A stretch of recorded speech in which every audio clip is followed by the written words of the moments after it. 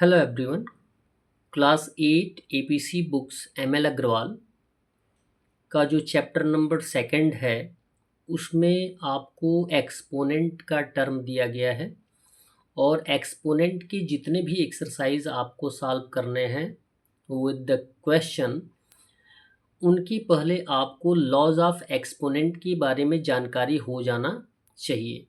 Laws of exponents हैं यानी power के रूल्स, लॉज जो हैं या फॉर्मूलाज दिए जा रहे हैं।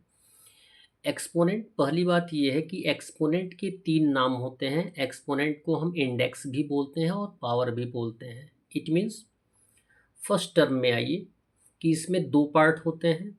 एक जो लोअर पार्ट होता है उसे हम बेस बोलते हैं और जो उसके ऊपर टर्म आता है उसे हम पावर बोलते हैं या इंडेक्स बोलते हैं या एक्सपोनेंट बोलते हैं। तो फर्स्ट रूल में आपको बताया गया है कि यदि पावर नेगेटिव होता है तो उसको पॉजिटिव कैसे बनाते हैं। पॉजिटिव बनाते हैं बेस को इन्वर्स करके। बेस दिया गया है ए, इसको हम a/1 के रूप में लिख सकते हैं और a/1 को जब इन्वर्स करेंगे तो क्या आएगा, 1/a आ जाएगा। तो ये हो जाएगा आपका 1/a पावर m। इसको हम 1/a whole to the power m भी लिख सकते हैं। एज ए एग्जाम्पल दिया गया है 2 पावर -2। तो इसको हम पॉजिटिव बनाएंगे। पॉजिटिव किसको बनाना है, पावर को। तो 2/1 को क्या कर देंगे, 1/2 स्क्वायर। सेकेंड रूल दिया गया है, जैसे कि वहाँ होल नंबर था फर्स्ट रूल में, अब आपको रेशनल नंबर दिया गया है। जैसे दिया गया p/q whole to the power -m। तो हमने क्या बताया है, जब भी पावर नेगेटिव होता है तो हमें सॉल्यूशन के दौरान पावर को क्या बनाना पड़ता है, पॉजिटिव। पॉजिटिव बनाने के लिए बेस को क्या करते हैं, इन्वर्स कर देते हैं। इसको हम कुछ इस तरीके से भी लिख सकते हैं, 1/p/q पावर m। क्लियर है, कुछ इस तरीके से भी लिख सकते हैं।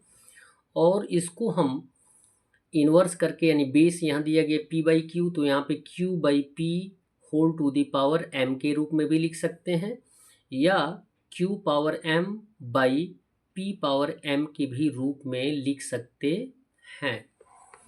नेक्स्ट दिया गया है rule a power m into a power n। यहाँ पे देखें बेस जो a दिया गया है इक्वल है और पावर जो है डिफरेंट है। यदि बेस इक्वल होता है, सेम होता है और मल्टीप्लिकेशन का कंडीशन होता है तो हम पावर को क्या कर देते हैं, ऐड करते हैं। बेस सेम रहता है, यहाँ दिखाया गया है। तो ये हो जाएगा a power m plus n, जिसमें दिया गया है 2 पावर 2 इंटू 2 पावर 3। यहाँ पे 2 बेस इक्वल हो गया तो 2 सेम रहेगा, पावर को क्या कर देंगे, ऐड कर देंगे। 2 + 3 इक्वल हो जाएगा 2 पावर 5। नेक्स्ट टर्म दिया गया है a power m divided by a power n। यहाँ पे डिवीज़न का कंडीशन है। तो डिवीज़न की कंडीशन में क्या होता है कि यदि बेस इक्वल होता है, सेम वैल्यू का होता है, तो हम पावर को क्या कर देते हैं, डिवीज़न के कंडीशन में माइनस कर देते हैं, यानी a power m minus n, क्योंकि बेस इक्वल है।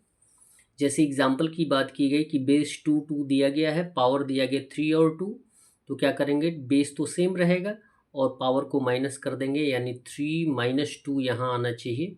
यहाँ पे हमने 1 लिखा है, जबकि आंसर में 1 आना चाहिए। जब भी पॉजिटिव पावर 1 होता है, उसको हम लिखें या ना लिखें वो ऑलरेडी रहता ही रहता है। यदि नेगेटिव की बात करते हैं तो नेगेटिव -1 पावर हमेशा लिखा जाता है इंडिकेट करने के लिए। नेक्स्ट टर्म दिया गया है a power m by a power n। Same condition है, यहाँ पे ऊपर जो फार्मूला दिया गया है a power m divided by a power n और a power m by a power n same condition है। इसको हम a power m divided by a power n के रूप में भी लिख सकते हैं। और यदि डिवीज़न का कंडीशन है, बेस इक्वल है, तो पावर को क्या कर देते हैं, माइनस कर देते हैं। सेम अपसाइड जो रूल बताया गया है। नेक्स्ट रूल दिया गया है a power m whole to the power n।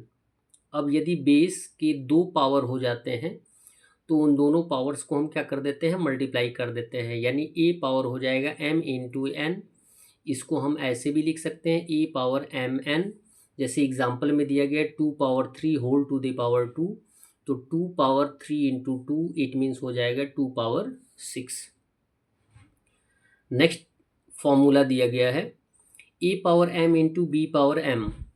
Clear. A power m into b power m। यहाँ पे क्या है, बेस इक्वल नहीं है, पावर इक्वल है और मल्टीप्लिकेशन का कंडीशन है। तो मल्टीप्लिकेशन की कंडीशन में बेस को मल्टीप्लाई करते हैं, पावर सेम रहता है, दोनों का पावर m है, तो होल टू दी पावर कितना हो जाएगा m। इसको हम a b whole to the power m भी लिख सकते हैं। एज एग्जाम्पल 2 इंटू 3 पावर 2, इसको हम 2 स्क्वायर भी बोलते हैं, 3 स्क्वायर भी बोलते हैं। तो यहाँ पे बेस इक्वल नहीं, तो बेस को मल्टीप्लाई कर देंगे, और यदि पावर सेम होगा तो पावर सेम लिखा जाएगा, यानी 2 इंटू 3 पावर 2 यानी स्क्वायर, और इससे हम मल्टीप्लाई कर सकते हैं 2 इंटू 3 यानी 6 स्क्वायर, आंसर आ जाएगा।